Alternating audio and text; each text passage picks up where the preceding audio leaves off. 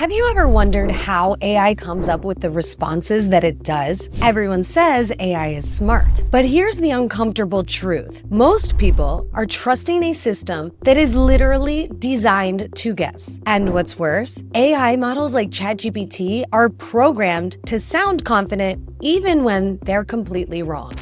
Hallucination is what happens when the AI is not properly comprehending the data. And we know hallucination. Yeah, that's what it's called. Really? So AI hallucination. So they cannot be wrong. Did you know that AI has hallucinations, like kind of drug trip? To help the Australian government crack down on welfare after a researcher flagged hallucinations.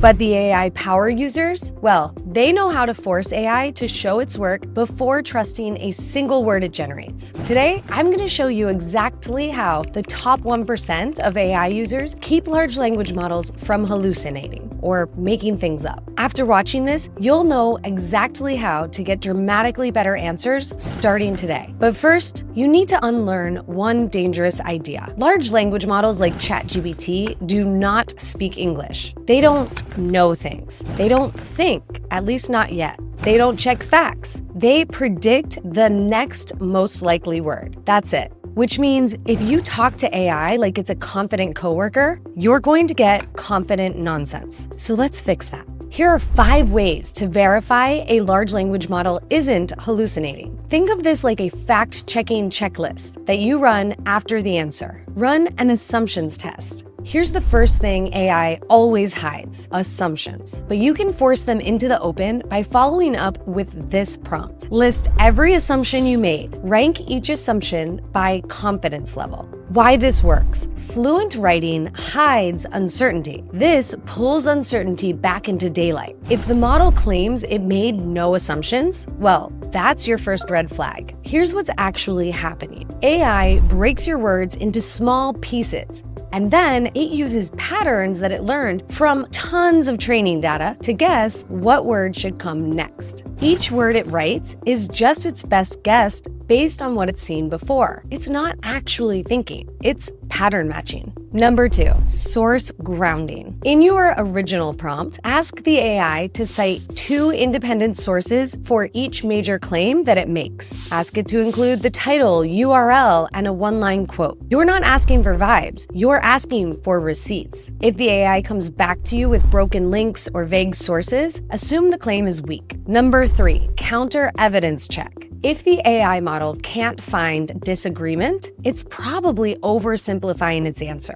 Use this prompt to keep it honest. Find one credible source that disagrees with your answer. Explain the dependency or trade-off. Number 4, audit the math. Narratives lie, but math exposes those lies. Use a prompt like this for times when you need definitive answers. Here's the prompt. Recompute every figure. Show your math or code. It seems simple, but most hallucinations die right here. If the model explains instead of showing its work, that's a red flag that it's making things up. Before we get to number 5, let me show you one of the fastest ways to actually understand how AI works using the learning platform Brilliant. Brilliant makes learning the fundamentals of AI actually enjoyable. It's something that I wish I had when I was growing up. Instead of sitting through lectures, you're solving real problems that help you understand how neural networks, machine learning, and large language models actually work. You learn through active problem solving, a method that research has shown is far more powerful than just watching lectures or videos. They have courses on neural networks, machine learning, and exploring data visually. These courses break down complex concepts into bite-sized lessons that you can complete in just a few minutes a day. But it gets better. Brilliant actually personalizes learning for you. It starts you at the right level based on your background. And the practice sets are personalized for you and help you advance at your ideal pace. This isn't just another learning app. Brilliant was actually created by an award-winning team of teachers, researchers, and professionals from MIT, Harvard, Stanford, Caltech, Google, and more. I mean, that's powerful. You're not just learning theory, you're building intuition about how these AI systems work, which